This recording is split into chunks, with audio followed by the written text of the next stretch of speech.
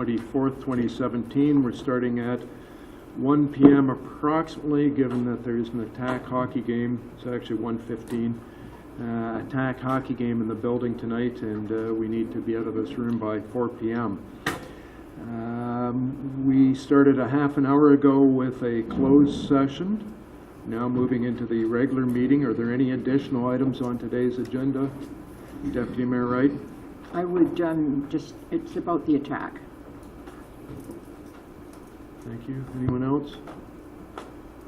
Seeing none. Oh, staff? I always forget about them. Okay. Disclosure of pecuniary interest and the general nature thereof. Seeing none. Confirmation of minutes. Moved by myself, Councillor Gregg, seconded by Councillor Thomas, that the minutes of the regular council meeting held on April 10th, 2017, as printed, be adopted. All in favor? That is carried. Next set. Moved by myself, Councillor Gregg, seconded by Councillor Kepke, that the minutes of the public meeting held on April 10th, 2017, respecting the proposed amendment to the development charges bylaw, as printed, be adopted. All in favor? Oh, is that a question? No, you're voting. Okay, all in favor? That is carried. Thanks. So we're down to number 6 for the resolution.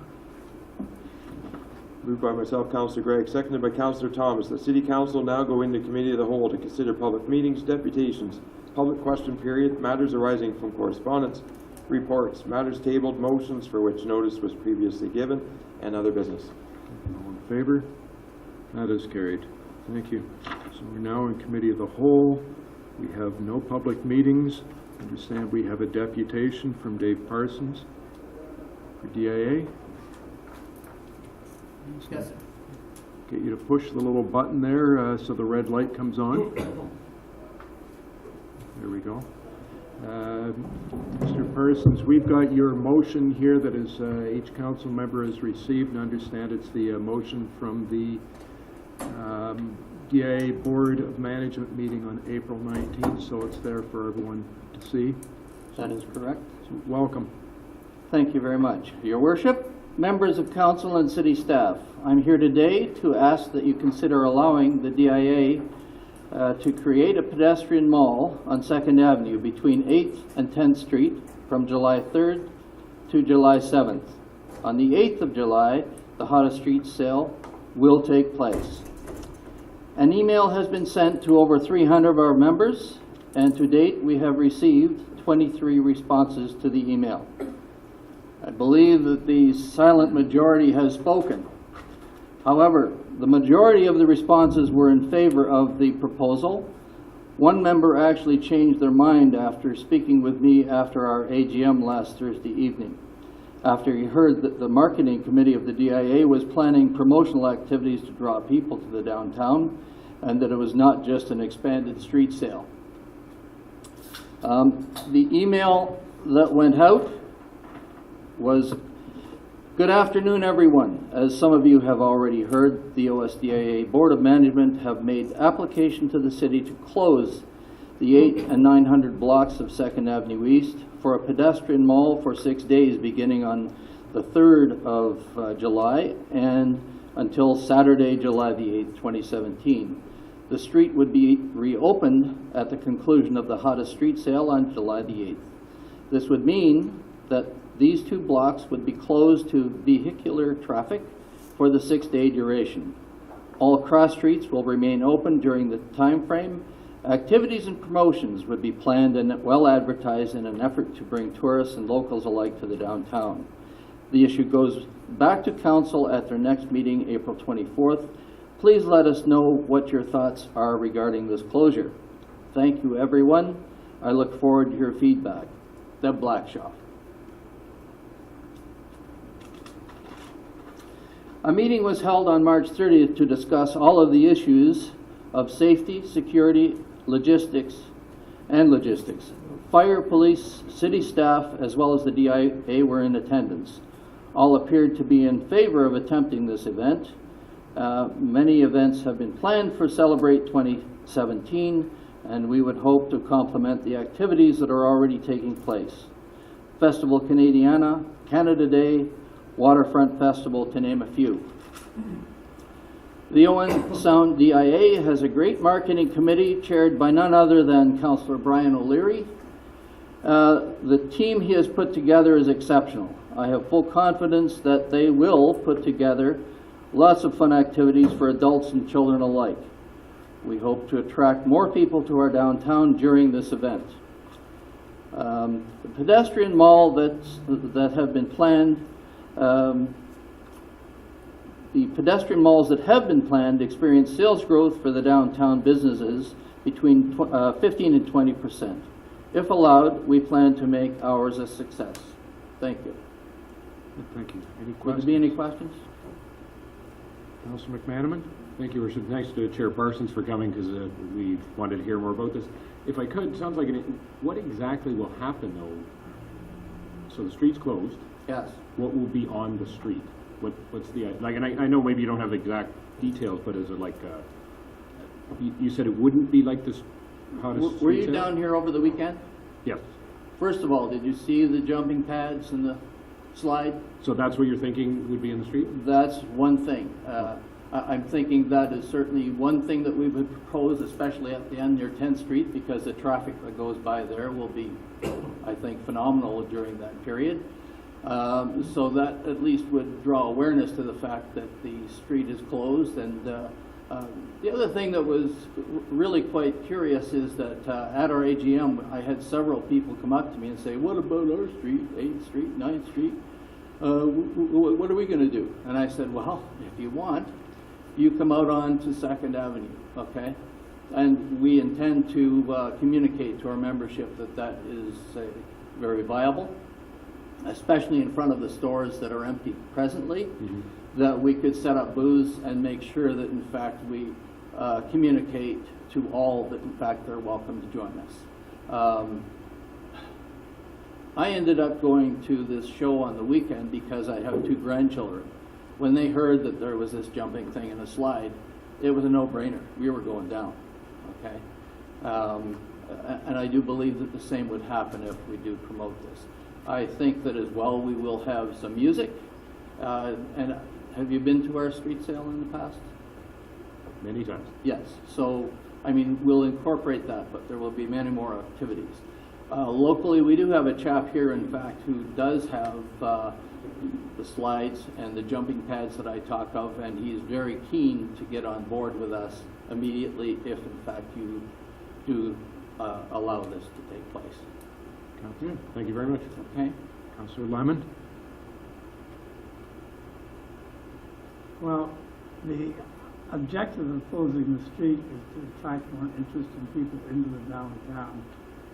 And I'm going to go back to the centennial of Owen Sound. And there were a lot of activities, and the street was closed at times. Actually, I think most of it. But we have to look outside the box to create people coming downtown. Basically, people love that type of event, and a number of people who just like to walk up and down and look at things. And the more people we bring into the downtown, the healthier our downtown will be economically, and that's in the city's interest and the DIA's interest and the whole community's interest. So I think the motion, I certainly supported it at the DIA meeting, and I will support us giving them the ability to do this. And at the end of it, I know that DIA will do an evaluation to see what benefits accrued to the business community. And what happens that it's successful, which I believe it will be, that will be one more arrow in our quiver of things that we can use to get more economic activity within this community. Thank you. Councilor Kepke? Thank you. I think this is a great enhancement to the activities taking place during our Festival Canadiana. However, I just wondered what plans you have in place to divert people's attention to where other places to park are. I believe we'll need signage. I also think, though, that if you think back to the hottest street sale, people don't have any trouble at all finding a place to park given what takes place. And I realize there will be extra burden during this period because of the length of time that we're asking for. But it's never been an issue in the past, and I don't expect it to be an issue just because it's a longer period of time. We have not received any complaints, I believe, correct? From the hottest street sale, so does that help in any way? Well, I just wondered though, for a week long, people may be a little concerned. I just wondered, will you be notifying people ahead of time? Oh, yes. That they can't park downtown through Yes. newspaper, other ads, etc.? And Okay. newspaper, radio, Okay. Facebook, Twitter. And just, people from out of town need to be directed to where the other lots are. Yes. Thanks. Councillor Dodd? Thank you, Your Worship. I'm sorry, I'm kind of on the same line as Councillor Kepke. I do believe this is going to be a very strong thing, activity for the downtown community, very big economic driver potentially. My concern is just, I know just from being at work during those days, those 5 days, that parking lot behind our office is jam-packed at noon every single day. No, you can't find a parking spot. When we take off the on-street parking from that area as well, because that, where is the extra cars going to go? Where are those street parking vehicles going to go? I know we could say we can send them down by Councillor Gregg's place of business, because that parking lot's usually pretty open, but that'd be my only concern, especially for those businesses that are only doing the quick come in and come out. My only concern is about the parking situation, what you do for that. Well, being that I'm outside of the blocks that are in contention, I'd like to suggest that I'm glad we're not on Rogers, because it could be reported that the Metro lot will be quite full that day, and so will all of the spots in front of our store. So from a personal basis, maybe I should be against this motion, because they'll be parked in front of my store and going across the street to 8th and 10th. However, in the interests of the city, I do believe that we can put up with that for a week in order to accommodate what takes place. And again, I'll draw attention to the hottest street sale. They find a place. Nothing better than having a complaint from a customer saying I had trouble getting to your store, okay? But here I am. It happens. And yeah, look. Perfect time to promote the bus service, perhaps. And I suppose if you look at it from that perspective, there will be more money in the coffers for the city based on the fact that more money will be put into those meters. Deputy Mayor Wright? Thank you, Dave, and I think it'll be great, be wonderful. My question is, on 9th Street, that's the street that the traffic will be using. So on the block of 2nd Avenue and 9th Street East, will you have barriers up there to caution people? Because you know people love to walk on the road, and they'll just keep on walking on the road, or will the lights still be operating? The lights will still be operating. It may be suggested that the lights be flashing, and by flashing I mean red in relation to crossing, and that'll be a security thing that the police department is going to decide, okay? Otherwise, I mean, again, during the hot street sale, we have had people standing at the corners saying, in fact, don't cross now. Well, It is a red light. There is traffic here, and we could If you implement have the that. barriers up, Oh, the barriers will be up, yes. then I don't think people want to stand there all week, but people No. are pretty good. If there's barriers, that certainly makes them aware. Yes. I would be happy to move that recommendation. Okay, we'll find out what we're doing with it in a minute. Councillor Gregg? Thanks, Mayor Brian. Thanks, Mr. Parsons, for being here today. Just a couple quick questions, and I know some people mentioned they look fondly back 10 years ago with the parade during the Owen Sound 150th. So I think it's it's exciting to throw it out there and see what becomes of it. Just two quick questions, and I think the first one's very easy. The financial implication here is noted. The DIA is assuming the costs, any costs with security. Is that correct? None to the city then? Okay. That's correct. And secondly, was there an overarching theme of negative sentiments that leapt out that's worth considering, or was it kind of broad-based and just all over the map?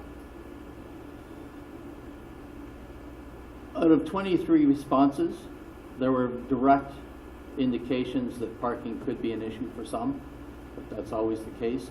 But again, the majority of, we didn't ask for positive or negative responses from the email that you heard that I read. We weren't sure what we'd expect, but we did want an answer, and certainly many of the people were still on 8th Street or 9th Street, indicating what's in it for us, okay? And so I found that as a positive, because that meant that they'd like to be on 2nd Avenue doing something for their business. That's all good to me. Thanks. So, Madam Clerk, I believe it was part of minutes that came from the DA meeting. Oh, you weren't here. I should ask Jeff maybe. Councillor Lemon moved it at that time, and it was tabled. So the process is, okay. So does Councillor Lemon have to put it back on the table since it was his original, or can Deputy Mayor? So it's got to be. There we go. Yeah, I would move for it.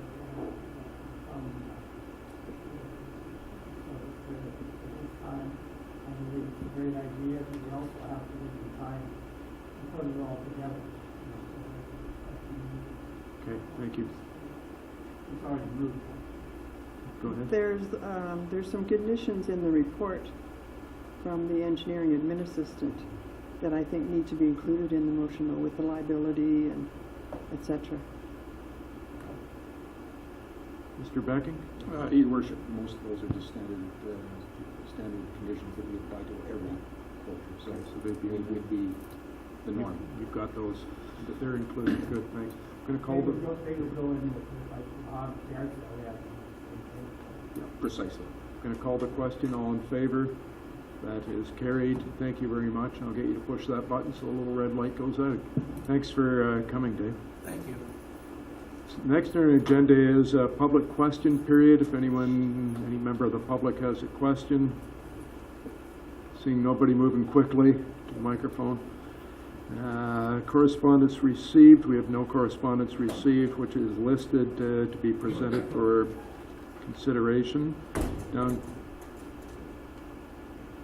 If we could move item 5 up. Okay, so we're down to reports and committees of staff, which is number 11 to 11A, which is reports, and you're asking that number 5 be moved up. Yes, please. And everyone, not seeing anyone argue. So that brings you up to plate first, Mr. Aston. Welcome. Thank you, Mr. Mayor. It's nice to be here this afternoon, a nice drive up today, and although I love your council chambers, the view here is a little bit better, so it's kind of nice to be here. And for good reason why we're here this afternoon, I guess. I just have a brief presentation this afternoon to give you some background on the recommendation report for the zoning bylaw amendment 19, draft plan of subdivision for the former RCA lands. So the applications before you, the draft plan of subdivision provides for approximately 372 residential units. What's being approved on the draft plan is a range. So you'll see that in the package, the draft plan of subdivision that's proposed, range of 288 to 403 total units. So that would include the single detached and the multi-residential form, as well as trail and open space, walkway block, and road widening, and the traditional or typical items you would see with a draft plan of subdivision. The zoning bylaw amendment is rezoning a portion of the land from residential 3 with a special provision to allow for residential development, so sort of zoning hazard to residential 3. So there's a portion of the property that was hazard. The detailed study was done to identify that that was no longer hazard. So that related to the floodplain, and an analysis was completed and reviewed by the Conservation Authority in that regard. There is a further refinement of the zoning, the hazard zoning boundary in a portion of the property as well, the southwest portion of the property, which picks up on the modeling that was done and a continued area that would be prone to flooding. So that area was identified as hazard zone. And then a portion of the property was rezoned from R3 to multiple residential. And this was to provide an additional housing type within that block to create that complete neighborhood or housing form type to allow for a mid-rise, low-rise, multi-unit apartment building. I should just take a step back. This development really has been before council since 2012, where that process began with a change to the lands through the official plan review. And that change changed the lands from industrial to an industrial transition designation, which identified an opportunity and recognized the opportunity to redevelop the lands for residential use. From there, an application was made and approved by council in 2014 to redesignate the lands industrial transition to residential. And now we're just working through the implementation of those previous decisions of council that put the land use designation in place. And now we're implementing those details through the zoning bylaw amendment and a draft plan of subdivision. Just overall, as far as the process related to these applications, there was a pre-consultation meeting in October 2015, at which time items were identified for the applicant in order to submit a complete application. That occurred in July, January 2016, and a notice of complete application in September of 2016. A public meeting was held in September 12, 2016, at which time there were comments received from a handful of people and Habitat for Humanity. We've addressed those comments that were received in the report and responded to those with some commentary in the report. Since then, we've been meeting with the applicant. I have December 2016, but there were a number of discussions with the applicant in looking at the draft plan of subdivision, some redesign to the draft plan of subdivision, and then working through the detailed conditions of approval that are attached to this report and recommended for approval. Those conditions were circulated to the agencies for review, and comments received, and the conditions were amended or revised accordingly, and then again further provided to the applicant for review. And then we're here today with the recommendation report before you on the applications. So the next two slides really are just the maps that go with the recommendation, the proposed zoning. You'll see the top corner, the brown area, that's the area that will, if approved, receive the higher density to provide for a low to mid-rise housing type. Down in the bottom left corner is the area that will be hazard, zoned hazard. We've had discussions with the Conservation Authority. The hazard zone will be within a lot or block within that area. And given the nature of the development in that block, we see that there's still opportunity for a lot or a block to develop appropriately there while having a hazard area on it. And then in the bottom right corner, you'll see that area was hazard, and with the floodplain analysis was removed from the hazard zone. This is the proposed plan of subdivision to be developed in phases as identified on the plan. Basic structure to the plan, modified grid, opportunities for pedestrian connections through the plan to the trail that's along the Kenny Drain.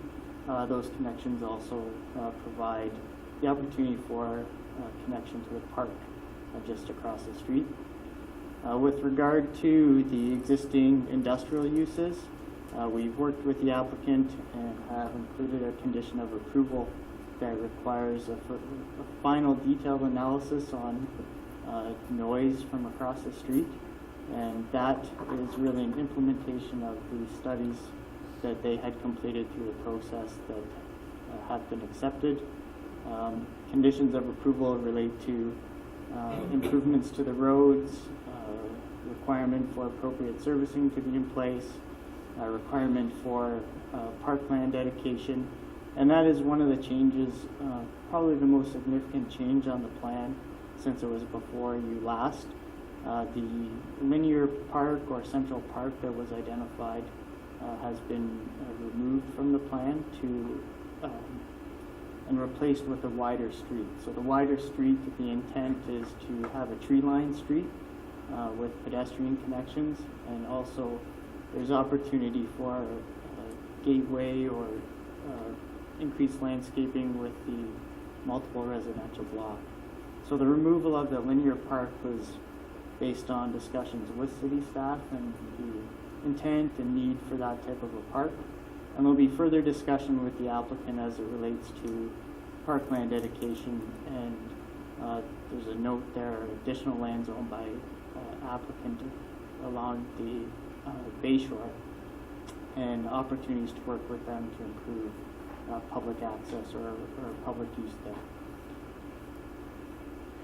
So the recommendations that are before you to consider this afternoon, really to summarize that, are to receive this report, confirmation that the process has been followed in accordance with the Planning Act, the official plan's been considered, and provincial policy along with the county official plan. So all of the policy framework has been considered and addressed, and that council approved the zoning bylaw and the draft plan of subdivision subject to the conditions that are attached to the report.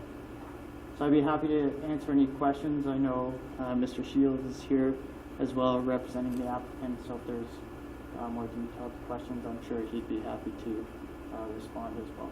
Just before we get to questions, I was going to point out that I failed to say thanks for coming to Mr. Smith and to Mr. Shields that are here, as well as our planning staff, which are here to support. So, questions?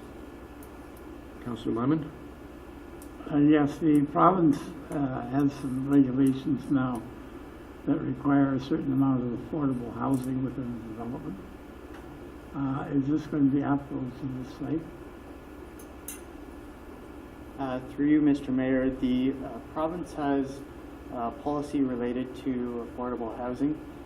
There's nothing in detail that's been identified or implemented through regulations that have flowed through the official plan or zoning bylaw as of yet. With regard to affordable housing, I think that the response to that would be the applicants looked at providing a range of different housing types, single detached, townhouse, and the multiple unit block, which provides a good range. Now that's not to say that that's affordable housing in the sense of, say, defined affordable housing. And in that regard, discussions could be had with the applicant with regard to providing that type of affordable housing. But at this point, the plan as it is proposed and the range of units, as we see that it's satisfying the official plan and provincial requirements. Thank you. Councillor Gregg? I don't have any further questions, but we're 5 years into the investment that the applicant's making here and in the city, and I'd be happy to move the recommendation set forth and keep this going along. This is a long-term plan that's step by step getting closer to fruition yet. Okay, any others? So, Mr. Aston, I just want to clarify, because right now, the way the provincial laws sit under the Planning Act, we have no authority to force a developer to give a percentage of their lots to affordable housing. Is that correct? Mr. Mayor, that's correct. There's legislation that's speaking to that, but there's no regulations in place. And it has not passed. And so that has not flowed through into your planning policy. Okay, thank you. Others? Sorry, Deputy Mayor Wright? Yeah, wait, We did have correspondence from Habitat asking that we asked you to allow some lots, so I think a letter should go to Habitat now. Just informing them that there's nothing in the government regulations that requires us to ask the developer to put aside any lots for this sort of thing, Requires us or permits us to. or permits us to do that. Thank you. I'm going to call the question. All in favor? That is carried. Thank you very much. We're thrilled watching this go ahead in our time, and looking forward to you being able to move it forward, and one phase at a time. Thanks. Go ahead. Is there anything else that we need to approve to let this project go ahead now? I'm sure staff would have presented it today if there was.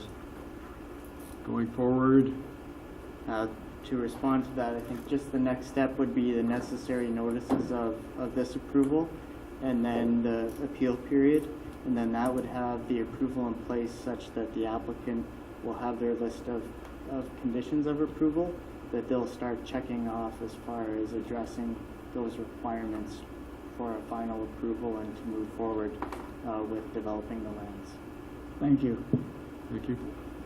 So we'll go back to 11A, number 1, which is report from Human Resources with regard to QP 1189.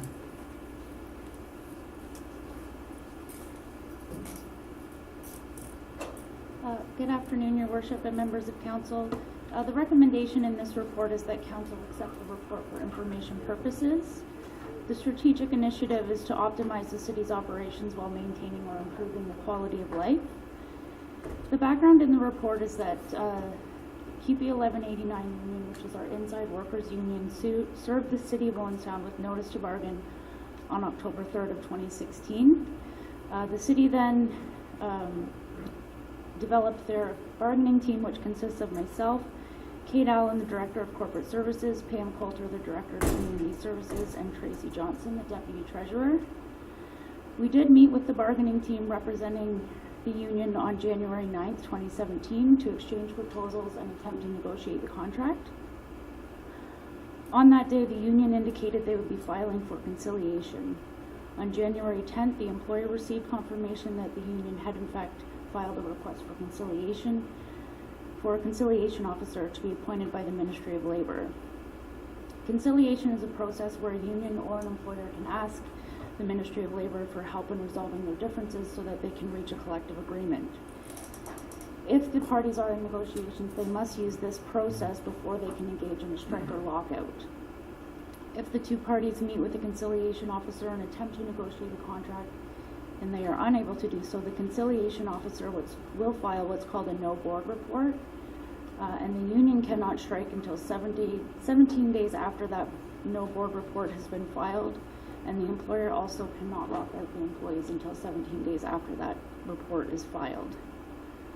On Friday, January 27th, 2017, Bayshore Broadcasting did release information indicating that the R1189 union had voted in favor of strike action.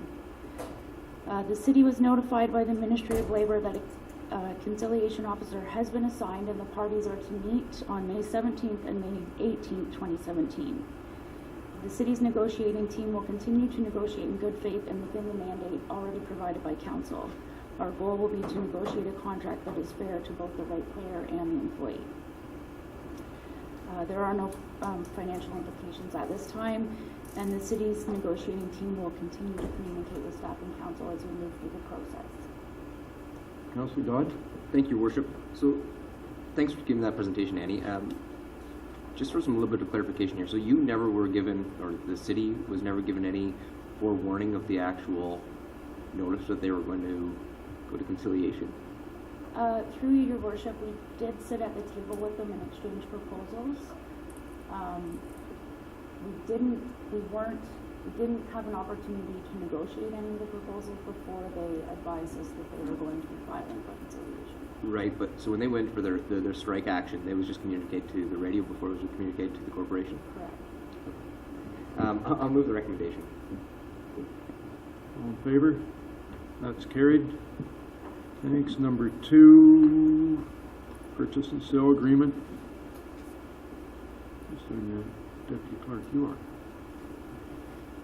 Through your worship, at the April 10th council meeting, City Council passed bylaw number 2017-046 to stop up and close and declare surplus municipal property described as the 2nd Avenue West road allowance between 18th and 19th Street West.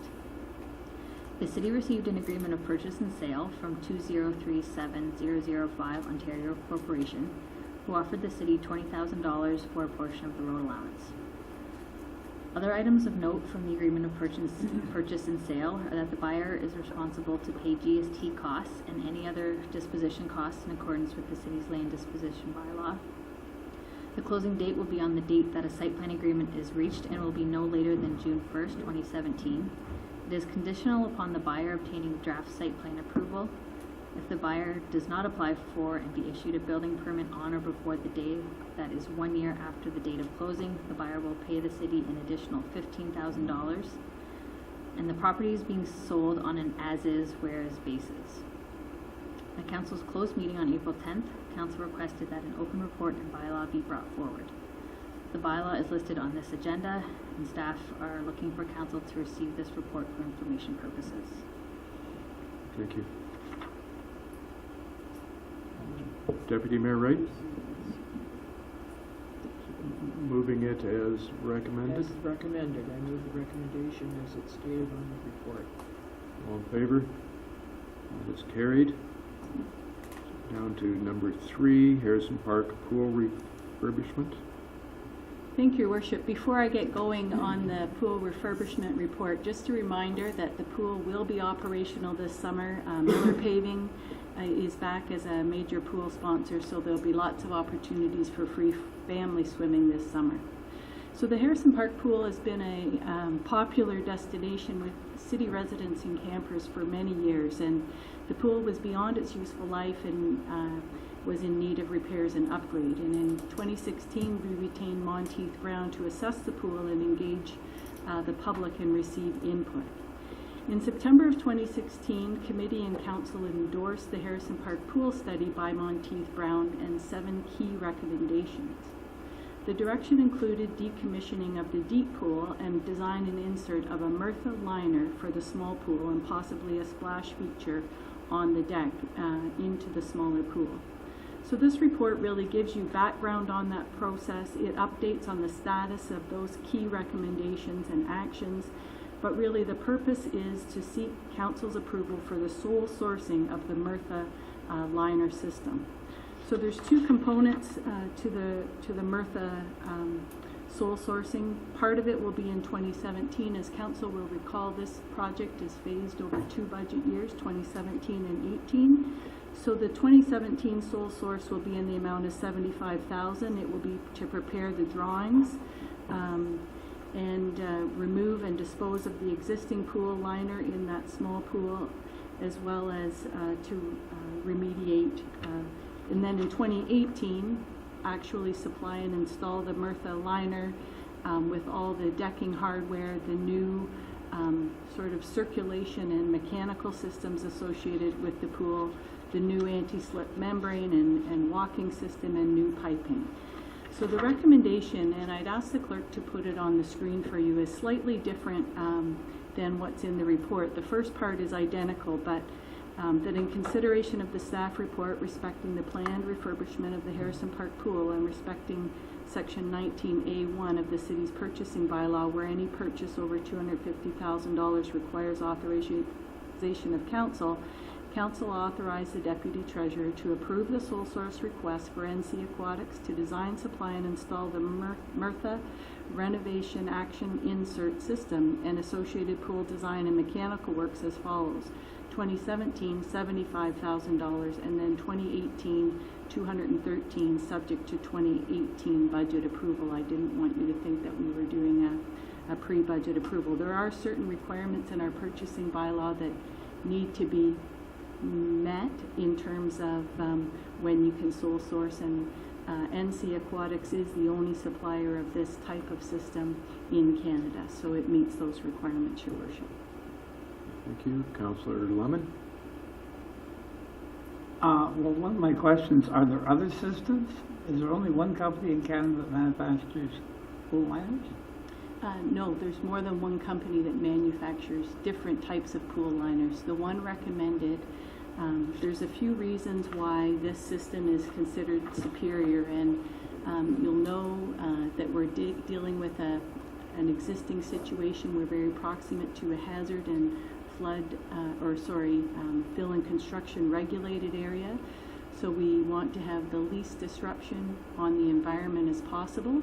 So the recommendation that was to committee and previously approved by council was to use this Murtha liner system. And the benefits of that system, are minimal site disturbance, rapid installation, so we won't miss a swimming season while we're doing this renovation, and it will have very little impact on the built environment. So that was recommended and previously approved by committee and council. Yeah, the other question I've got is, well, how long is the guarantee on this insert? Your worship, I believe it's the liner is guaranteed. It's a 10-year membrane warranty and 25 structural warranty. Moving it, Councillor Lemon? Yeah, I'll move it. Councillor Lemon has moved the recommendation. All in favor? That is carried. So, number 4 is with regard to outdoor patio. Somebody presenting that? You're going to let Pam do it. So I just find this report. I would have let the guy that wrote it to present it. All right. I won't put you on the spot, Wyatt, but I would like to recognize Wyatt Raycroft. Wyatt's a University of Waterloo planning student. He's been with us working this last semester, and Wyatt's been a tremendous asset and a really great experience for our planning department. So Wyatt, I hope you've had a great experience. This is his last week and he's back to school. So anyways, this is Wyatt's report. So Doris Waite, the proprietor of the Bus Stop Cafe, has requested council's permission for an outdoor patio within the city right-of-way. So this is the little cafe located in the 1000 block on the east side of 2nd Avenue East at 1023. So they're proposing just 2 tables and 4 chairs in that area. So this is the type of proposal encouraged by the city's official plan and our downtown and harborfront master plan.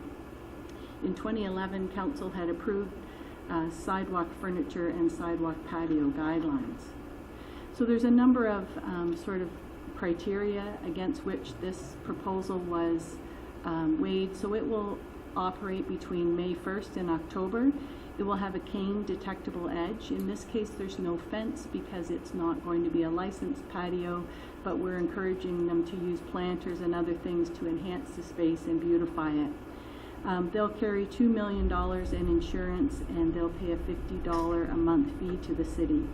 The patio will extend slightly to the north. You'll see it's a fairly small frontage on 2nd Avenue, so it'll extend slightly into the business in the municipal right-of-way to the north. But should that proponent or that owner come forward with a proposal, we'd be able to scale this patio back. Staff are recommending council approve the request subject to 4 conditions. 1, executing an agreement, and there's a draft attached, that we delineate the edge of it with tactile tape, that they beautify the space with flowers or planters, and that the furniture be made of a sturdy material.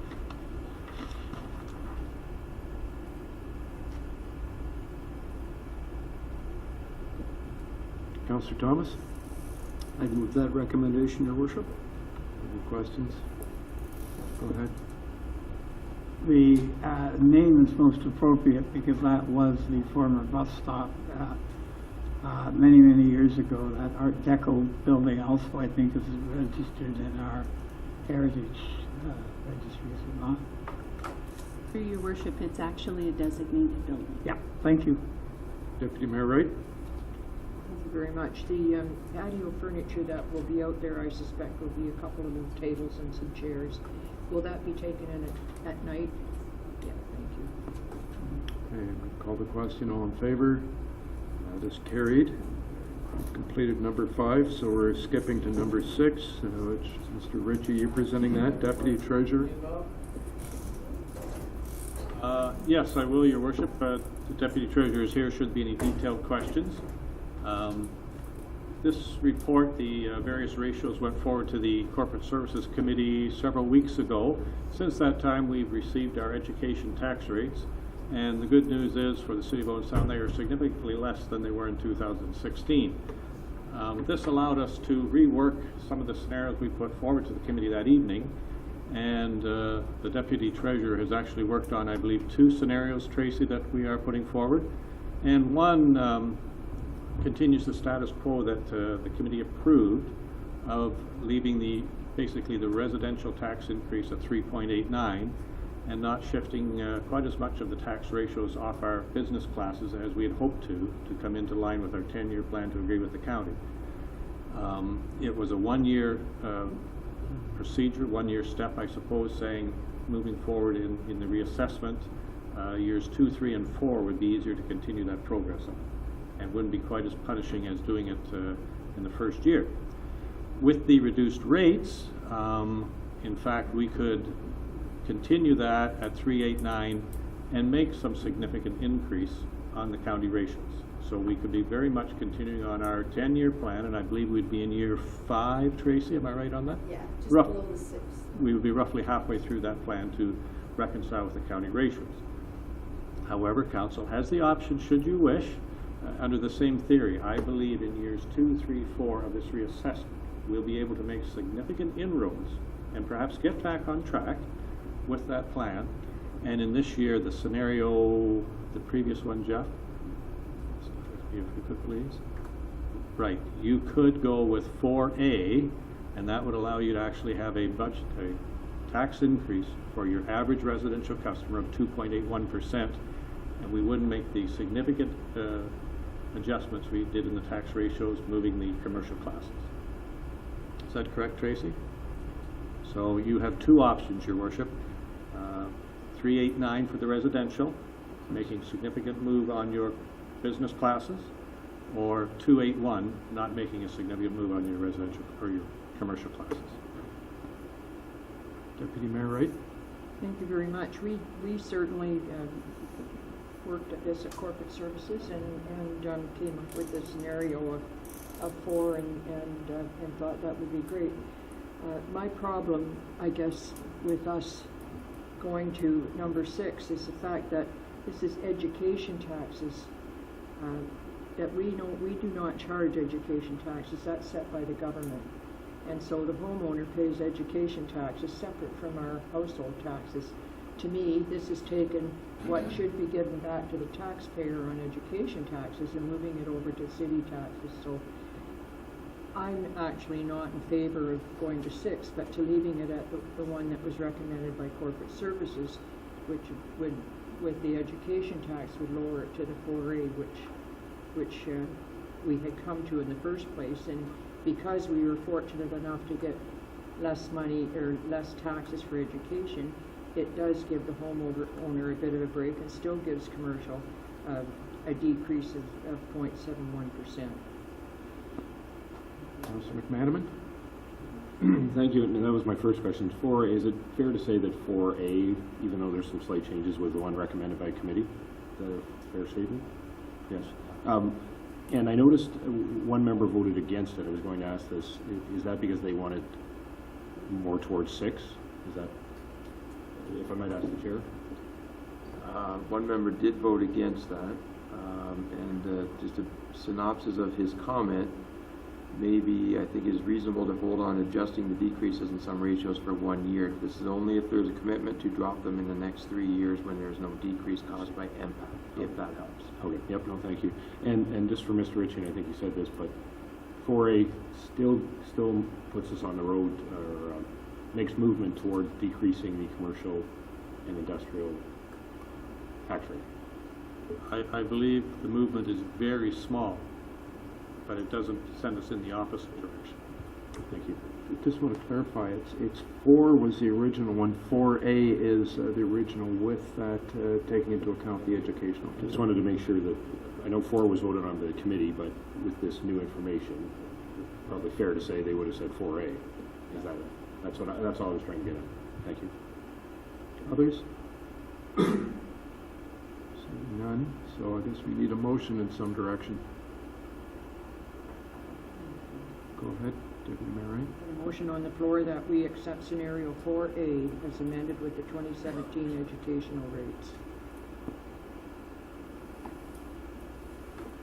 Okay, so that, in fact, continues to lower residential and does not bring us closer to the county. That's your intention? Yes, Okay. because it's Any other questions? Gotcha. Okay, I'm going to call the question. All in favor? 1, 2, 3, 4, 5, 6. That's carried. Good.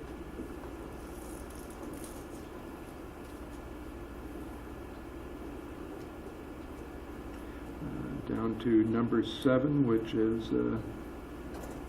Schreider. Somebody's presenting a City Hall renovation project. I think I'll present it, and Kristen's here for backup. So Council executed an agreement March 6th with Cyro Construction Limited for the renovation of City Hall. We recognize that there would be contemplated change orders through that through the construction phase, and there's a process established for those to happen. So there's a change order contemplated. The architect goes to the general contractor, Cyro. The general gives information on how it would happen, including pricing. The architect then comes back to the city with quotes, and no work really happens until the city approves that. Council and the committee did approve various financial limits for the different change orders, and this would fall under the a change order that would be approved by the committee, but they weren't meeting, so we're bringing it straight to council. So this change order relates to asbestos that has been found that was outside of the scope of the initial testing, and that is on some pipe fittings, some vinyl floor tiles, carpet, and mastic, which is the glue under the carpet, as well as some ceiling plaster. So on April 4th, there was the discovery of this potential asbestos-containing materials. There was a need to sample it and verify that, in fact, it did contain asbestos, and then prepare and price the change orders. So that work has all been done. This change order is in the amount of $83,224. So as council is aware, the post-tender contingency for the project is roughly $438,000. With this change order, this is the third change order, we'll have spent $98,000, or about 22%. So staff are certainly monitoring this contingency closely. The elements of the project that have the higher risk for the unforeseen are those in the early stages, including the environmental remediation within the building and the excavation. So the risk of significant change orders later in the project should be less. So the recommendation is that council authorize contemplated change order number 3 in the amount of $83,224 and revise the contract as required with respect to the additional environmental remediation. Councillor Lemon? Yeah, why was this missed in the original assessment? The original designated substance survey were not invasive, so while we did bore into walls with respect to the mold, we weren't ripping up the carpet to see what was underneath it, and we weren't really into the ceiling. So these additional materials were discovered during the demolition phase.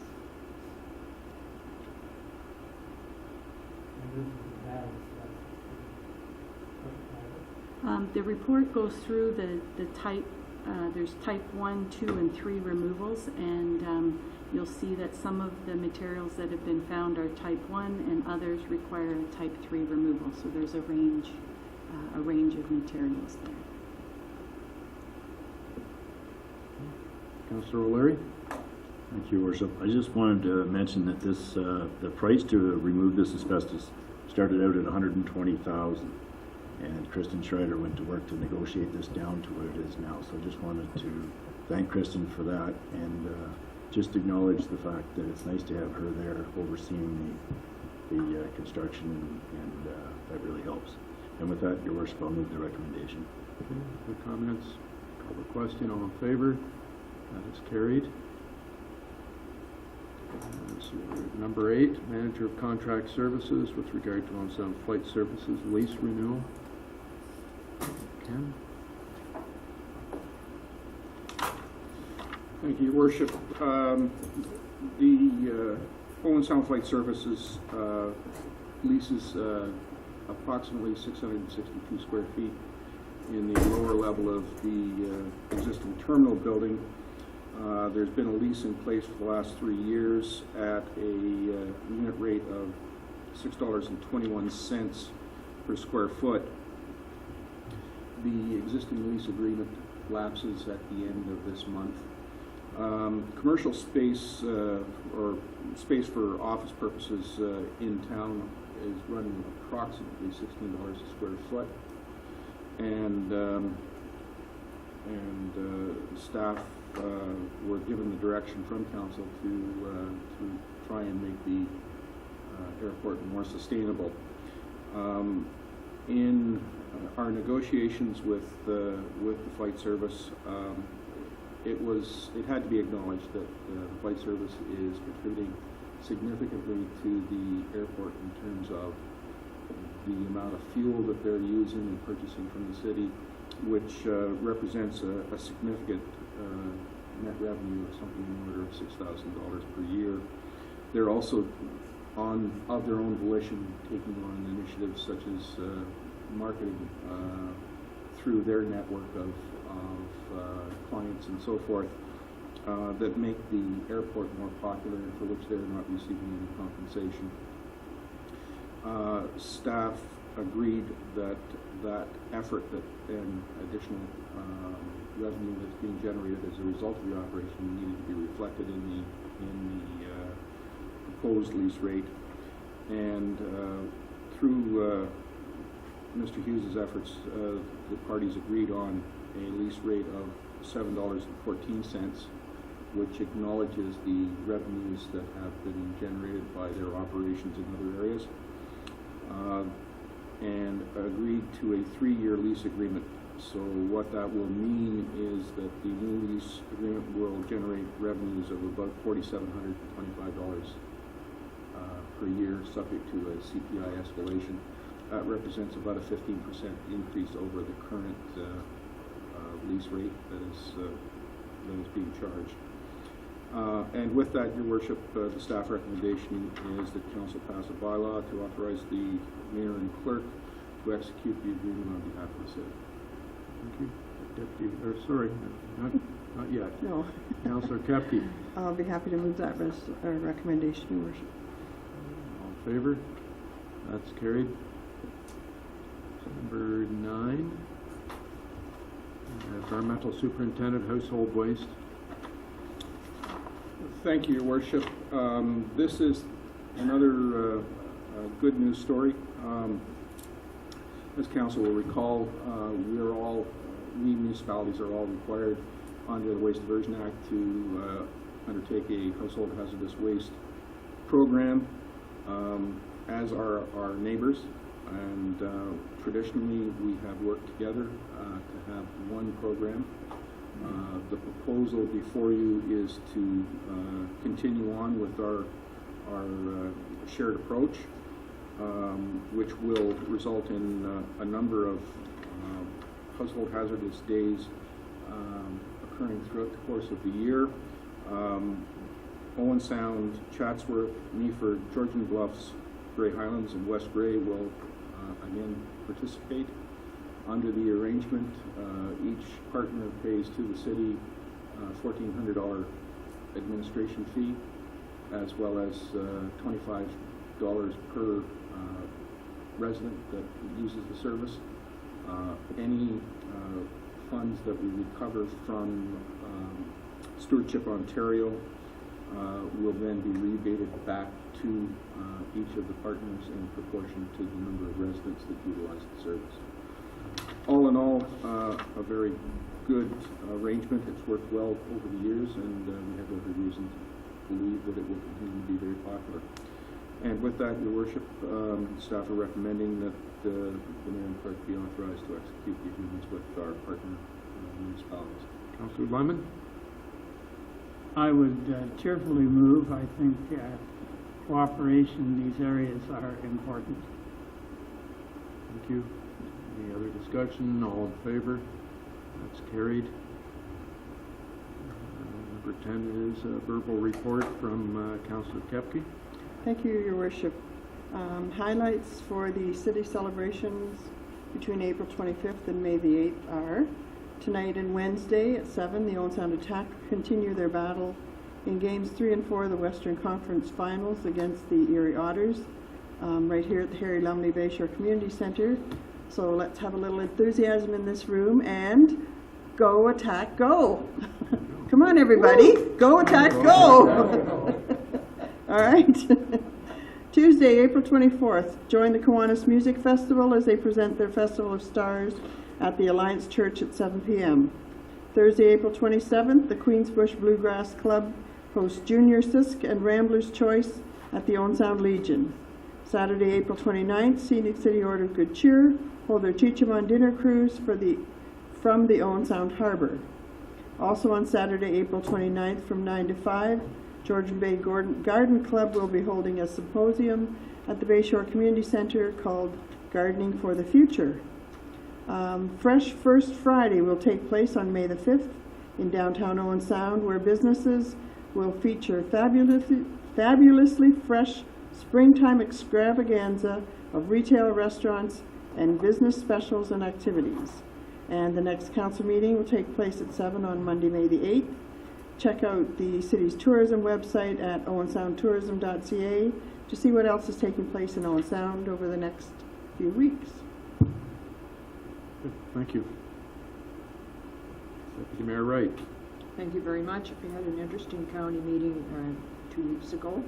We had a presentation from the town of Blue Mountains that pays 26% of the tax levy into the county, and they do not feel that they get 26% worth of their money out, so they want some changes made and have asked that the county set up they wanted a facilitator, but the county has gone with a task force, and so the city of Owen Sound asked that if they're going to review what is going on in the town of Blue Mountains, we'd like them to review what's going on in the city of Owen Sound with respect to overall amalgamation, because in 2001 when amalgamation took place, we were promised a review in 10 years, which hasn't taken place, so that was our position on that.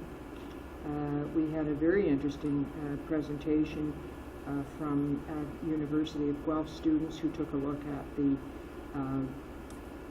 age-friendly planning in Bray, and they basically based this on Hanover, and I was kind of wishing they would have done Owen Sound because it was interesting. And they came up with, what they came up with was housing opportunities, recreation, employment, healthcare, transportation, planning ahead, housing varieties, employment opportunities, outdoor space, etc. And it was an interesting presentation that these 4 students did. The Van Dolder property came up through planning, and you will recall that the city was opposed to the changing that to the 2 lands. So what has done now, there was an amendment to the County of Grey official plan to redesignate a portion of subject land from rural to rural with exceptions.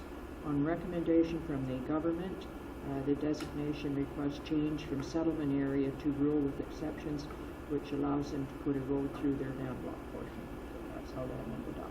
So government does work, planning does work the way it should. Thank you. That's my report. Okay, so down to 11B, consent agenda items. To you, Your Worship, on the consent agenda is a report from the Facilities Booking Coordinator respecting RibFest, report from the Junior Planning respecting Meaford Planning Notice B05 and B06, There are several sets of minutes of boards and committees for receipt, including minutes from the Tom Thompson Art Gallery Board, minutes from the Library Board, minutes from the Owen Sound Municipal Nonprofit Housing Corporation, minutes from the Owen Sound Housing Company, 2 sets of minutes from Grace Harbor Conservation Authority, and 2 sets of minutes from the Maritime Memorial of the Upper Lakes Committee. Final business license approval was issued to Intersections Wood Gallery and Studio, located at 289 to 299 10th Street East, Dentures Plus, located at 868 3rd Avenue East, and D&M Small Engine Repair, located at 2020 20th Street East, Unit 10. Upcoming community flags to be flown include the District A9 Lions flag and the Grey Bruce Pride flag. The last item on the consent agenda is correspondence received, which is presented for the information of council. A full listing is available at 11B13. Thank you.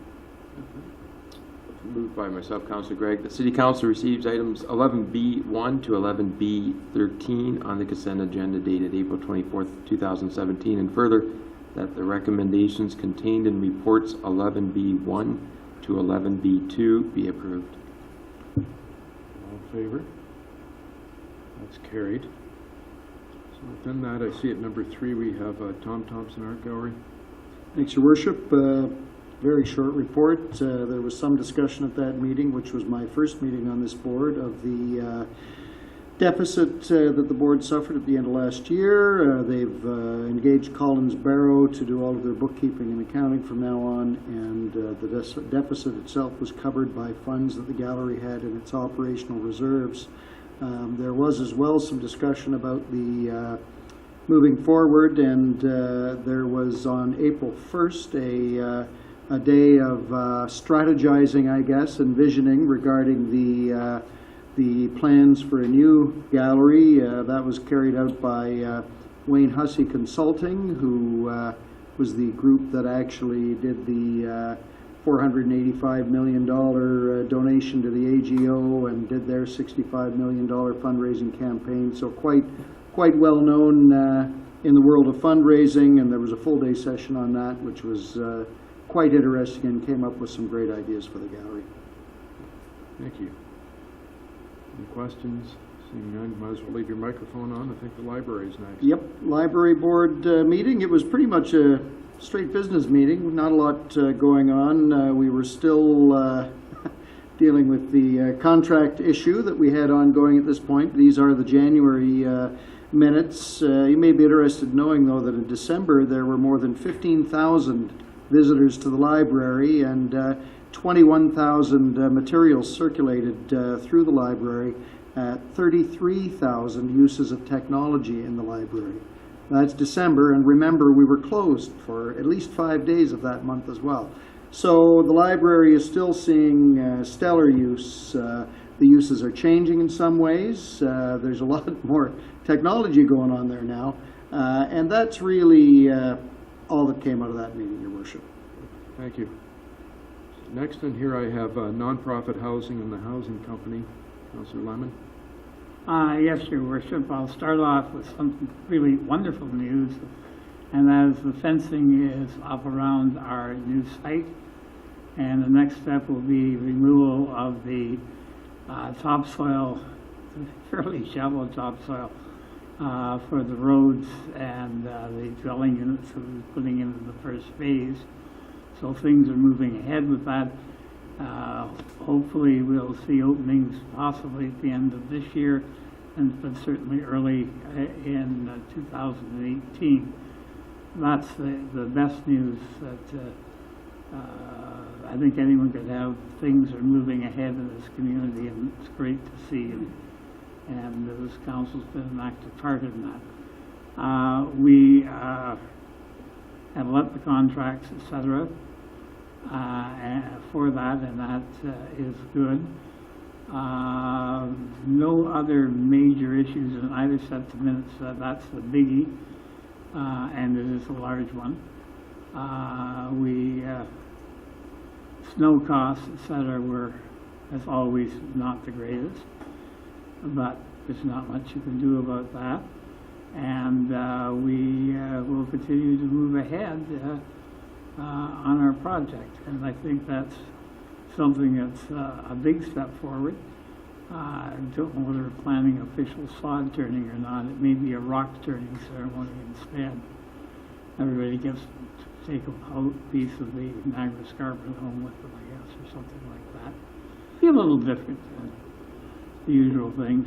And by the way, we are not blasting this time. Just wanted to point that out because somebody called me. So you're going to give a bunch of politicians picks instead of shovels. Is this what you're saying? And Yeah, hope that exactly. somebody, we all make it out of there? Yeah, well, With feet? the other thing is that with the blasting, there's always the unknown, and we have a fair amount of housing not far from there that we don't want to take any chances with. So we are going with the big pick. And Your Worship, we have a special rock for you that we want you to carry. You won't be throwing it? No, we're all happy people.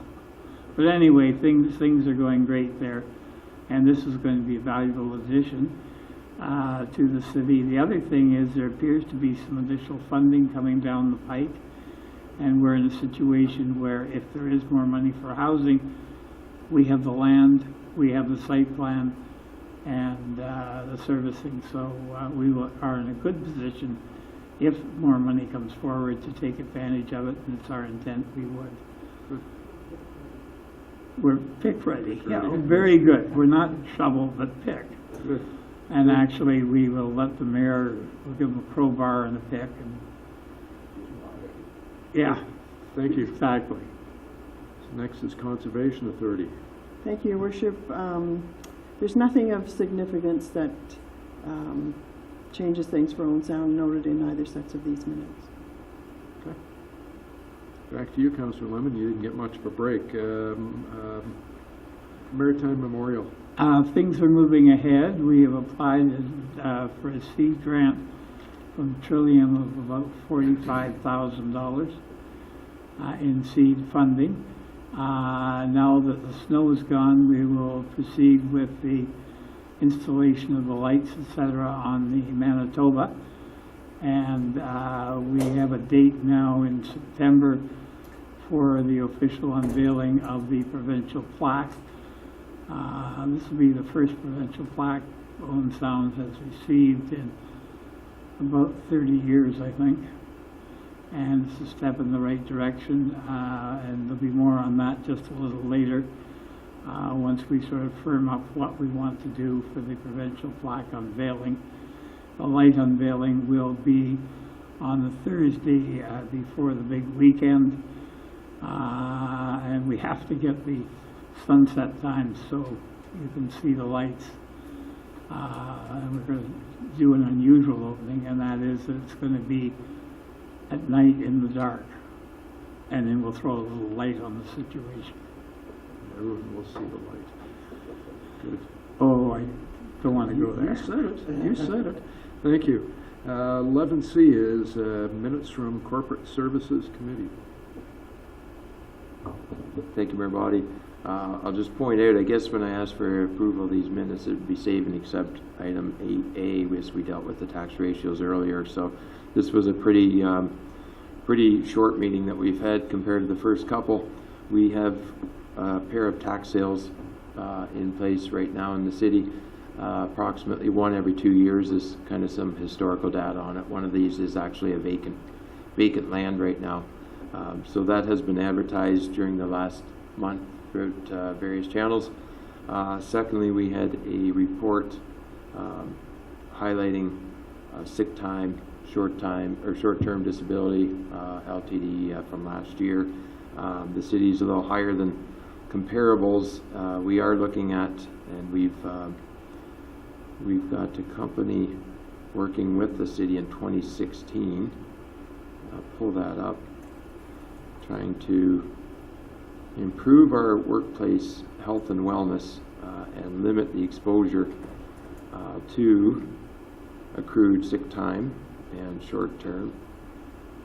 It's gone hiding. However, we have got a company working with us to improve those metrics. There was some light discussion.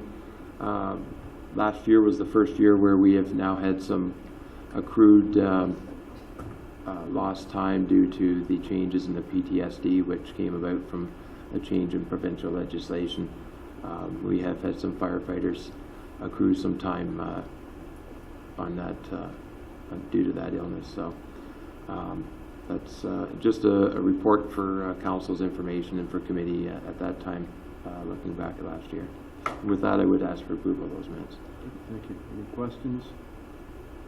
Seeing none, call the question. All in favor? That is carried. So we're down to 11D, which is minutes of closed meetings for approval. You got that?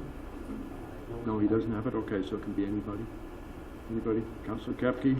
I'll move the approval of minutes of the closed session of council on April 10th, the confidential closed session of council on April 10th, and move receipt of the closed session of the Tom Thompson Art Gallery Board of Management meeting on February 23rd. Want to do just D first, and then we'll go to... They can handle it.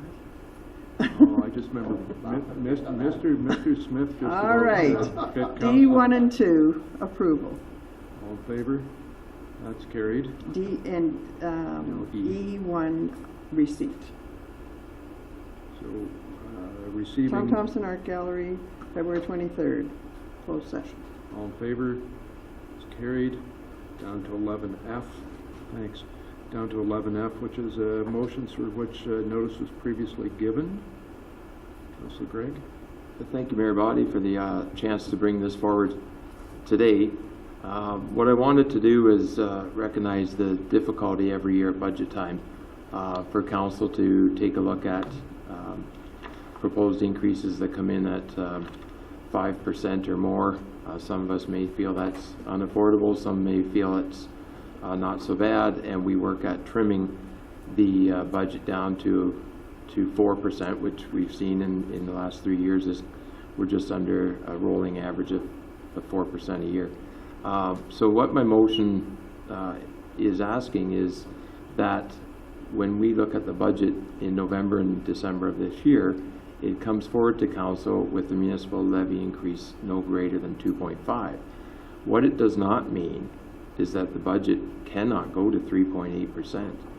What it can do is take the onus off some further efforts to trim it down and put the onus back on individuals to argue more strongly for measures to increase the budget.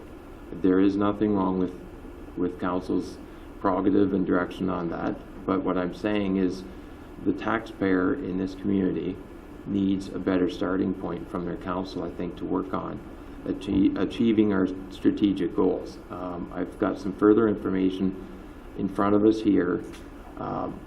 We have to become more competitive. We are seeing some growth in our community, and we hope to see a lot more growth.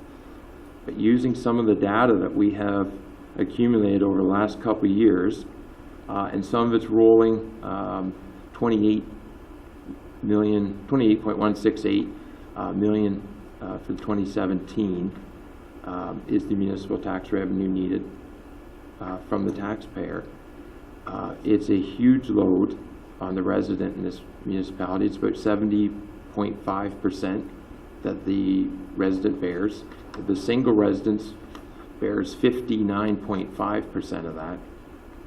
And what I'm stating then is, in the last year and a half, we have argued strongly that we are going to have a service review. We are doing everything in our means to bring spending in. We are still outspending our growth considerably. In our strategic plan, one of the metrics for measuring new home construction is 55. And we can go back to last year and see in year end as of October, we had 13. So even at 55, which is the metric in our strategic plan, we take a look at a 2.5% increase would be 390, and how I got to 2.5, I should add, is approximately 4% less the slightly greater than 400% or $400,000, which we achieved in the service review. That's about half of the 800,000, because half of that is wastewater, so it's in a separate ledger. So using that 400,000, taking it off of our projected increases, That's how it came down to the 2.5%. And then working further back, well, what does the single resident eat out of that? There's an equivalent there on the pace we're going. We need approximately 230 new homes per year in assessment, or to match the assessment growth. We're nowhere close to that. We're 20% of that, literally in our strategic plan as our metric. We have got so far to go. I've used some comparables to, we often hear, why does somebody live in Georgian Bluffs? And I'll strongly say there's various reasons you live in rural versus urban, some of which may be, using the services we provide and living cheaper out there. Some may just want a larger lot, different lifestyle. But moving forward, you can see those ratios that are applied to every $100,000 of assessment. We're literally working at double, and we're further ahead of it as we look at increasing assessment on farms, which has skyrocketed. You can see that our comparable neighbors here are actually decreasing the rates because of the extra monies they're gaining from farmland. So we are really up against it. I think that we have got to do everything. I mean, this is leaving no stone unturned, and it gives staff a much fairer chance in planning for 6 or 8 months moving forward than the difficult challenges of November and or January of making quick changes to council. That's my motion. Like I say, we can, I mean, it's a 2.5 ceiling to come forward, but there is nothing against a councillor arguing and succeeding in elevating that spending at budget time. So thank you very much. Thank you. Mr. Ritchie, if you had a look at this, given wage increases and those types of things, do we know where we're at before we even start? I would say, Your Worship, based on our total wages are in excess of $25 million. Just based on the increases, we know that contracts that have already been let, plus what we're negotiating currently, I would say on wages alone, I would be optimistic that we'll be looking at a 2% budgetary increase just on wages alone. That doesn't take into consideration the cost increases that we will see in the cost of people see of their own houses. We operate buildings as well, this being one of them. Our hydro we know will be going up. All the other costs associated, insurance will be going up, we know that. I would suggest, Your Worship, if council wants to see a 2.5% budget, I would say to you, I could give you that. I would say my colleagues could give you that, and they'd all be slightly different, but they'd be 2.5.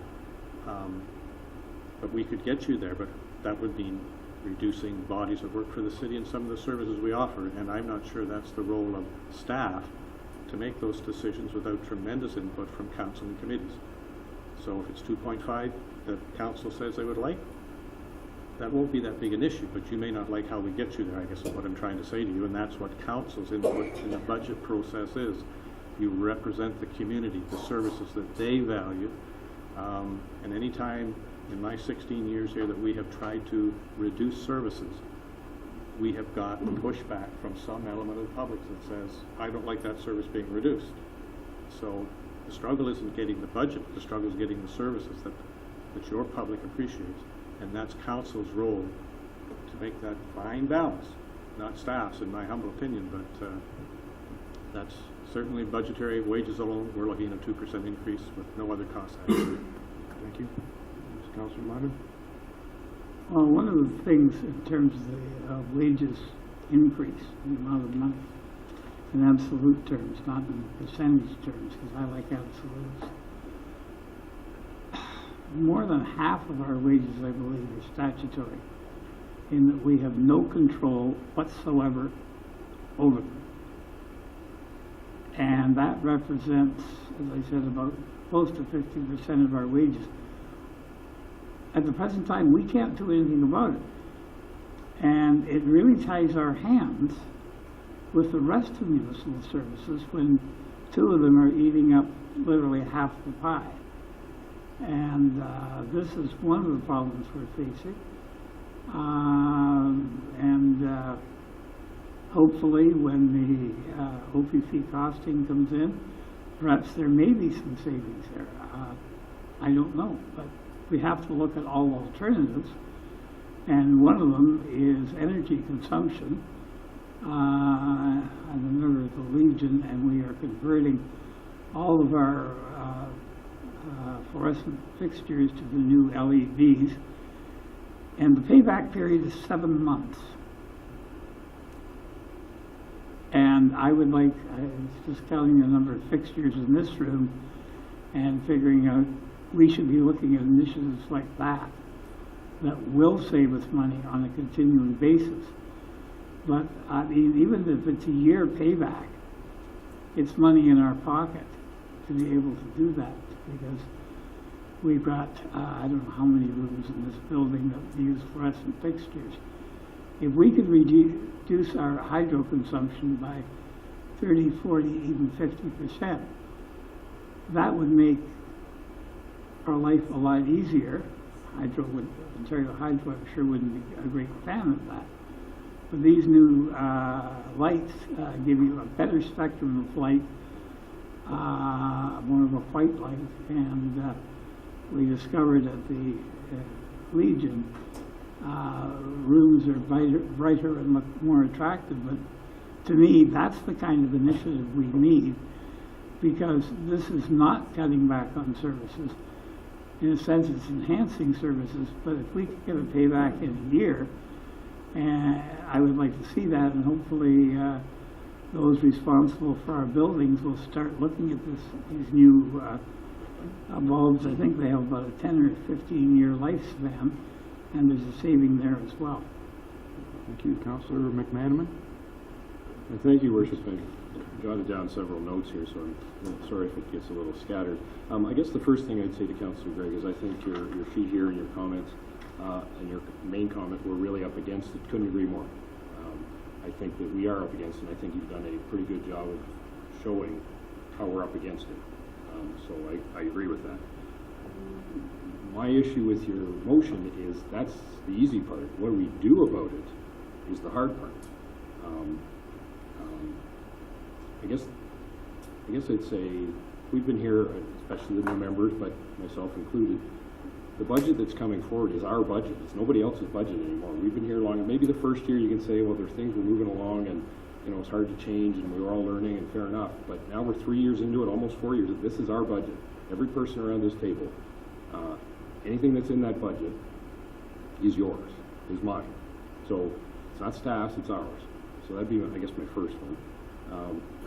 So recognizing the money from service review, the only thing I'd say is we did recognize, and I cannot remember the number for the life of me, but in this year's budget, we recognized a significant amount of money in this year's budget for service review. It was, depending on what the different service changes were, there was some in 16, some in 17, some in 18. So I just saying we saved 400,000 overall, which is true on the budget side, not the water and wastewater side. But that was over several years, so I just don't know how we can recognize it all in 1 year when we've already recognized some of it in the budget and are planning on recognizing some of it in future budgets. So that would be another point. I think the motion you said to give staff a chance to plan, I think it shifts the focus, shifts the responsibility off of council onto staff. I think it does the exact opposite of what you are proposing. If there's going to be cuts made, it's not up to Wayne Ritchie to tell me what the cuts are. It's up to me to tell Wayne Ritchie what the cuts are, or collectively us. I don't just mean me. And I think if you tell staff that they must come in at 2.5%, then you better. I'd have to mind here to put a tabling motion on until you provided us with your list of cuts that we were going to get us to 2.5%. Because I do not think it's fair, after just going through service review for how many times did we meet? I don't know, eight meetings, something like that, maybe more. To then go back to staff and say, oh, and by the way, cut some more and tell us what it's going to be. No, I think that's exactly the opposite. If this council wants to get to 2.5%, which, by the way, I'm not opposed to at all. but you darn well better be prepared to tell the staff how you're getting there. Are we increasing bag tags by $1 each? That'd give us about 100 grand right there. Is that what we're doing? Are we transit? We go to hourly transit. Number's a little foggy, but I think it's around 150,000 if we went to 100 to hourly transit. You doing that? Cut Harrison Park? We can cut maintenance in Harrison Park just like that. Probably save 100 grand there if we want to do it. Close St. Julian's. Close the Bayshore. Right? Close the Bayshore. You can do that. Close Ryerson Park. I don't save money. I can go on and on here. I think you're getting the point that any discussion we're going to have should be council-led on what are you going to change? What are you going to tell them not to do as we move forward? So we know that, and I just did quick math, with $28 million budget, 2.5% is about $700,000, more or less. As Mr. Ritchie just said, we're in the middle of negotiations with our staff right now. Probably 500,000 of that's going to get eaten up by just wages alone, maybe 5, 6, right around there. Cost of living, I looked, it's about 1.5, it's right around 1.5 this year. That's for fuel, sand, salt, all that stuff we're buying, materials. There's another couple 100,000. Capital, let's talk about that, because I do think that's an important point.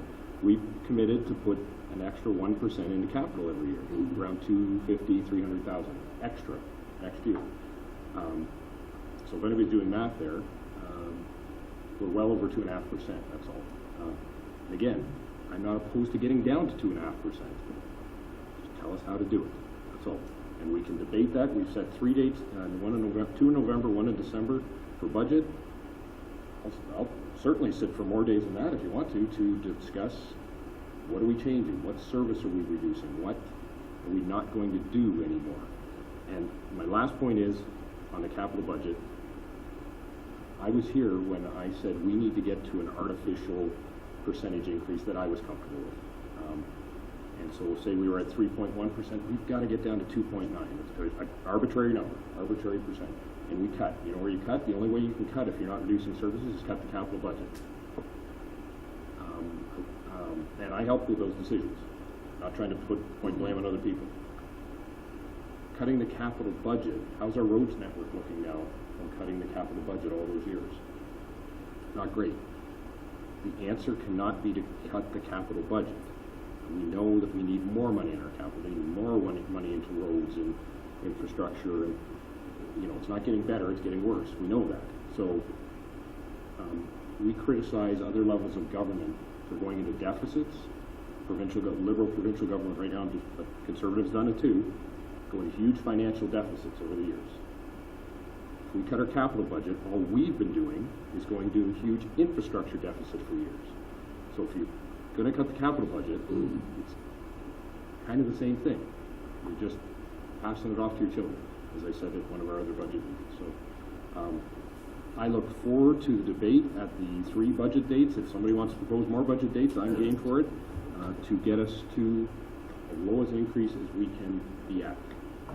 But be prepared to come to the table with some serious discussion, not, of course, a small amount here and a small amount there all helps, but you're talking about reducing services, dramatically increasing fees if you want to get to a certain low percentage. That's all I have, Your Worship. Thank you.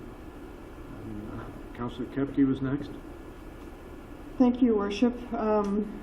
All members of council are conscious of the ability of the taxpayer and the needs of the city to provide necessary services and capital improvements when the budget deliberations take place. We all work hard at budget time for the constituents to keep any tax increases as low as possible.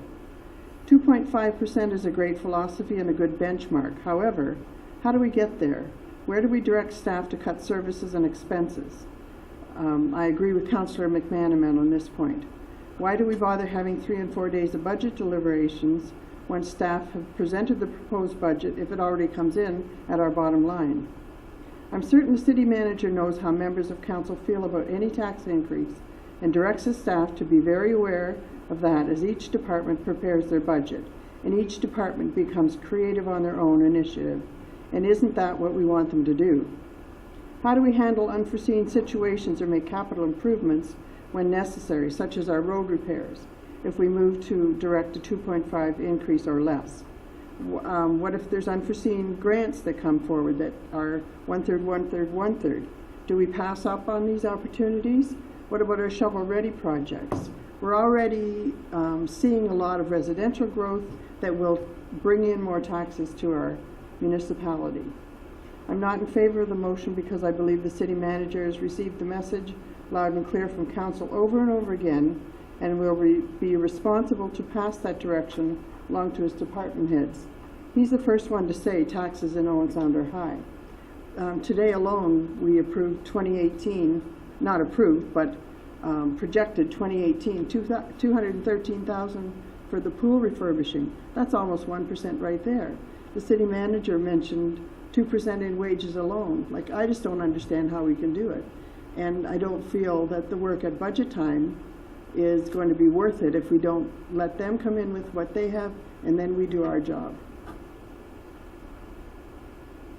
Thank you. I've got Councillor Thomas next. Thanks. I agree with both councillors. I won't be supporting the motion. I think that, there was a period not too long ago when it was fashionable to set arbitrary guidelines pre-budget. And certainly we know over the past 10 years the municipality of Meaford has dealt with, has seen the full payment of that arbitrary setting of guidelines. For me what it comes down to is the fact that control is an illusion. None of us can predict the future, and we don't know what's going to happen in the next year. Our water main issue of 2 years ago is a great example. The hill collapsing is a great example. We couldn't have planned for these things, and if we arbitrarily set ourselves a 2.5% increase for next year, it does not take into account anything that could happen, because we are not actually in control most of the time. It all happens around us. I think that, we just went through a big service analysis. The goal of that service analysis was to do exactly this, was to find the savings, was to find the places that we could cut back and that our community could accept. And we reached out to our community in a big way, and we heard what they had to say. I'm quite happy to cut, but I would suggest that rather than setting an arbitrary guideline, come back to us at budget time with some suggestions. I think we should all do that. I think we should all come back. Talk to your constituents and start asking people what they could live without, if that's the way that you want to go. Now, this council, in addition to our service analysis, has done a hell of a lot of work to try to move this community forward. We've, got our development charges holiday, what we've just extended again. Maybe in the first 2 years didn't have the results we expected, but there was forward movement and there was positive spin. I mean, I don't know about you guys, but once again, people are speaking with optimism in Owen Sound. People are excited about what the future for Owen Sound might be.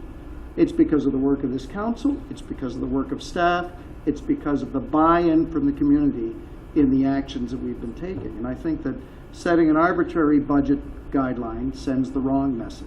It's a we're going to retract and pull back kind of a message. It's not a we're moving forward message. And I'm far more interested in moving forward messages at this point, because I think they're going to pay dividends for us down the road and help us to address these budget issues that we've got.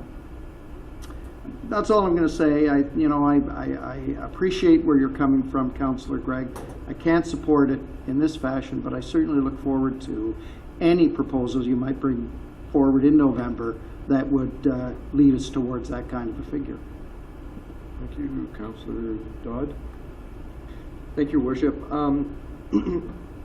Councillor Gregg, I would like just to say thank you for actually bringing this forward, because it's a great opening segment into exactly everything that we need to discuss, whether it's at budget or whether it's right now. Obviously, the public needs to be aware of how passionate we all truly are about tax increases in this community. So But I also think one of the things that you brought up is, which needs to be drawn the attention to, is that 46% of our budget goes into emergency services. We have fire and policing, both services that we cannot control, and their costs are continually rising. One of the things that this council has done to kind of offset that is doing an OPP costing. And the other one obviously is going hard at fire during our arbitrational processes to try to get some sort of control on those financial hits that we're taking every budget. The 2.5%, I could just I agree wholeheartedly with Councillor McManaman. I ran the similar numbers with a 28% or $28 million budget at a 2.5% increase. We're running about $700,000. With the wage increases that we know are set in place for both police and fire and all of our other workers, you're looking about around $600,000 increase annually. Money that's going to go to the library, money that's going to go into Grace Auble Conservation, money that we put into our vehicle replacement schedule because units are getting older. Alone with that, including with the interest rates, the expense of hydro, all those things, cost of living for everything else that we buy, we're looking around $800,000. So no matter what, that's what we're looking into, and those are those hard costs. And I think that the years of, if you talk to any past councillor, for me, for example, some of the old councillors that or mayors that I have had the privilege to talk to, they talk about the years of neglect that they did, the fictional numbers that you create in your mind to make sure that the public is happy with the 2.5, a 2% increase. But all it really does is make you have a short-term gain for today, and let the years of neglect hit the city. And you're not really doing a justice for the community. You're saving the community today to save their $40. That way they can pay $80 in the following year, or worse, even 5 years. It took us how many years to get a second wastewater treatment plant until the government forced us to do it, because of how many years of neglect to put money, or councils not putting money into the capital funding because they were afraid of what the costs were going to be for increasing taxes. The formulas that you've brought in here, like I said, I think you brought a fantastic thing here to open up the minds of all of councillors and staff. But this is council's job to make any kind of sort of cuts. We sat in service review for 5 months, 6 months, and I think all of us around this table voted for exactly the exact same things, and we approved what we were going to approve. None of us out there stood out there with the picket at that time and said we're going to close down the airport, or we're going to close down the park that's right across the road from Anne Family Stewart, or we were going to do any of those things. And that's what we want to do, to cut down our services. Then that's what someone needs to say, not push it off to staff. Look Anne Family Stewart in the eyes and tell her that we're closing her park. I'm kidding, Anne, by the way. I'm just making that point that those are costs and sacrifices that we as councillors need to make, not them. So those are my comments. Councillor O'Leary. Thank you, Worship. You know, one of the things that we could do, like council has the power to just tell Wayne Ritchie that we're going to go for 0%, and we could pound ourselves in the chest and say, look what we've done, and then the following year have egg in our face because we're $500,000 over budget. And that's what I think of when I look at your idea. I think it's just putting the cart before the horse. And to be real honest with you, I don't know what you're up to, Councillor. I can't. I'm trying to figure you out where you're going with this, and I can't. I looked at Councillor McManaman with his flagpole idea, and he went around and talked to everyone. I think it was last July or August, and then all of a sudden, you know, it's gone through everything, and the city manager's bringing it out. And with this, we've got this big write-up in the paper about Scott Gregg and no one else, no other councillor. And I don't feel like I know where you're going with it. We've had 3 budgets now, and at the end of every budget, not one person spoke up like they were upset about it. If I was upset or disagreed with the budget, I'd be trying to keep talking. You said nothing, and you haven't voted for a budget yet, right? So honestly, I have no idea where you're going. I feel like there's something hidden.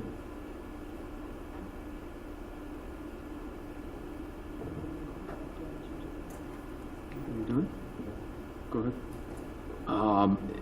you know, I don't agree with the fact that I don't feel right about going to councillor. I mean, I can gather your opinions or ideas, but I don't think it's right that I'm trying to go one-on-one and build consensus. That just to me is, I don't want it to come across as shady. I think this should be done in the public eye, but it shouldn't be done as me emailing one counselor after another and phoning or going to the houses. I just don't think that's the right way of going about it. So, I mean, I hope that answers your question. I think it's a necessary discussion in the private eye, but something that lacks throughout government is transparency. So I do think actually, when I ran 2.5 years ago, I said it's about accountability, and you know, this is transparency. I mean, that holds people accountable too. So, hope that answers it. We go to Councillor Lemon. Well, someone just made allusion to the 0% increase, and it's a fact. I was on council when a former mayor brought in said there's going to be a 0% increase. And the next year, all hell broke loose, because we started falling behind in our capital. And that's where how we got to 0% by cutting back on capital. And it's taken years to start to get that where it should be. I agree. I would love 2.5%. I'd like 1%. I'd like 0%. But it's got to be sustainable. And the other thing is, and I'm not in real estate now, so I don't know the pricing, but the municipal tax rate on assessment values, I don't know what a comparable house in Georgian Bluffs, Meaford, or Chatsworth would be in Owen Sound. What would be the price on a 3-bedroom bungalow with 2.5 baths and da-da-da-da-da? There's no comparison. There's also the fact that if you live in the country, most of the country, and your well goes down, you can be looking at a $10,000, $15,000 hit. That's a lot of money. A lot more than we're paying in taxes for sure. The problem is that you're measuring apples and oranges, or lemons if you want. And Georgian Bluffs and Meaford and Chatsworth are all different than we are, as we are different from them. We've got to maintain the services that we have. I hear people saying, yeah, let's cut our taxes. Well, how do you want to do it? Well, two of the suggestions that I've gotten most often concern emergency services. And I said, we can't do that because of various rules and regulations. But the reality is the provincial government has to come to grips with the fact that they need some arbitrators and people in that area who actually realize that an ability of a community to pay should be a factor. Our wages here in Owen Sound are, I think, about 20% below the provincial average. Ergo, we should be paying our emergency service workers 20% less than they are in more affluent communities like Oakville or Burlington, or Toronto, for that matter.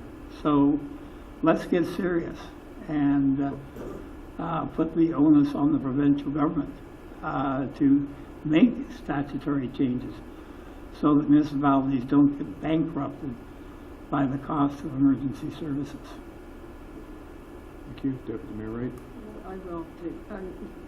I want to thank Scott for bringing this motion forward to us, because you know what? It's got us all thinking about where we're going in the future and our 2018 budget, looking ahead of it. It's got us all thinking about things, and that's good. I have great faith in 2018. I look at the things that we've done in the last few months, even today, a new subdivision plan going through, and property, and all of the things that's going on, new business coming into our community. It's really an exciting time to be on this council, and it's exciting to look forward to the new revenue that's coming in. The Sydenham condos will be up and running by 2018. We'll have revenue from there. Lots of good things happening, and I'm quite sure that whatever our budget figure is that we come in 2018, it will be fair, and I look forward to working on it. I have some suggestions that I'm going to bring forward about how we can maybe cut a little bit out of our budget, and it has us all thinking about that. So Scott, I don't agree with putting a figure in there, but I do thank you for bringing it forward so that we're all considering it. Thank you. So just go last, I don't support it, and everyone sort of hit the same ideas. I had Meaford written down that went for 0% for 3 or 4 years, and it cost them 10% for 10 years, I think, or sorry, for 5 years. And that last year they backed off of it, but when you hit an arbitrary number, then you've got to be eating into something. And I always refer to borrowing from the bank of asphalt, that if your streets deteriorate, you've got to replace them at some point. Did you not go? Did you not? Okay. I think an example of where Councillor Lemon talks about in his day of cutting budgets is City Hall. We're stuck with a $8.5 million repair because nothing's been done for 50 years. Redid the roof 2 or 3 years ago, and it was frankly it was fixed with bubble gum and Scotch tape. It was a mess. It's leaking like crazy all over the place because there'd been no money put aside into a reserve for that. The bricks are broken. There wasn't any insulation. The original windows were single pane. The film that was supposed to reflect sunlight had peeled off, and it was deteriorated to such a point because we were after an arbitrary budget increase. Police and fire both being really out of our control. Arbitrated or arbitratable, I suppose, for police. They haven't gone to arbitration for a couple of rounds, but they can, so they've got that in their pocket. 46% of our budget, which means we've got to find the cuts in the remainder. We went through service review, went through those things to try and find them, and didn't feel that we wanted to cut anything else. So we're here. We've decided to front Sydenham Heights servicing going in. That's going to take money, and without, we didn't have to do that. Maybe we could have found some savings, but then we wouldn't have the growth, and we'd be waiting for another 20 years for that. I think about the budget all the time and every year, and I don't really see the motion as a motivation for me to be thinking about budgets and trying to control costs. So I won't be supporting it. So if there's anything else, and then we'll wrap it up. Yep. That was sort of my point. Was the 47% is the problem with the budget, and that's emergency services, and we're working on that all the time with the OPP costing and trying to educate the people on the fire side. We're working on this continuously. So I'm going to let you wrap up, Councillor Gregg. Thank you very much for the opportunity. I respect everyone's comments very much. Just a couple of things I would like to address. I told people a couple of years ago, if we go hard at everything, be cognizant that the share of the pie for emergency services will quickly become 50%. I know that I told people that 2 years ago and then some. And the needle, I've been watching the needle, and when it hasn't jumped to 50, then I know that we're bumping along with other expenditures. I would mention that, right next door up on the East Hill, the hospital is going through a tremendous challenge trying to get their budget in line and eliminate a massive deficit. But line by line, we can have some great ideas, but I don't want it thought that it is only the role of council to be involved with the ideas. It very much should be ideas that are coming still from staff as to means to find savings, and we look at them and we address them. But no way does the board of directors of the hospital go through every department. That is what staff do. That's not the role of the board of directors to have their fingers on pulling photocopiers or redoing phone line bills in your operations. So I just wanted to mention that. And we just have to always recognize that we carry, we debenture something and it puts it off into the shadows. Jack? But, Jack? Oh, that's a PA I system think that's for my the cutoff. hockey game, So when there is debenturing and it goes significantly over $1, then we have to, sometimes it's realigning priorities. There's all kinds of stuff in my business I'd like to invest in. You do it when the capability's there, but other times you put off needed investments, and it's just reprioritizing. I mean, that's extraneous things happen, yeah, and that causes reprioritizing. And I actually think I congratulate our city manager in the last year and a half. I think he's done an excellent job on reevaluating projects. But I also think that also highlights that's the role of staff too. That's not council then to fight over the realignment of priorities. That's your management doing their job well. So anyway, I appreciated the chance to put that out there and the chance to respond to a couple of the questions and thoughts that were raised. So. Okay, so I'm going to call the question. Thank you. I'm going to call the question. All in favor? 1. Opposed? So it's defeated. Thank you. Number 12 is other business. Deputy Mayor Wright, you had something? Thank you very much. I think that we're all excited about the attack, there's no question, and there's a game tonight, and the next meeting we have, we will probably know whether they're either moving on, which we certainly hope that they are moving on, or their season will have ended, which we hope isn't going to be the case. But in any effect, I think that it would be nice if the council wrote a letter to the attack, thanking them for, well, first of all, congratulating them on what they have accomplished this year, and thanking them for all of the publicity they brought us as a community, because our name, Owen Sound, is out all over the place right now, right across Canada and the upper part of the States, thanks to the attack. So I would like a letter to go thanking them. Do that. Yep. Signed by the mayor and council. Good, thanks. Number 13, motion that the committee rise and report. Moved by myself, Councillor Gregg, that the committee rise and report.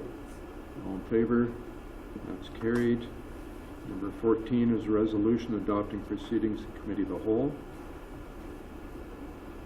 Moved by myself, Councillor Gregg, seconded by Councillor Thomas, that the action taken in committee of the whole when considering public meetings, deputations, public question period, matters arising from correspondence, reports, matters tabled, motions for which notice was previously given, and other business be confirmed by this council.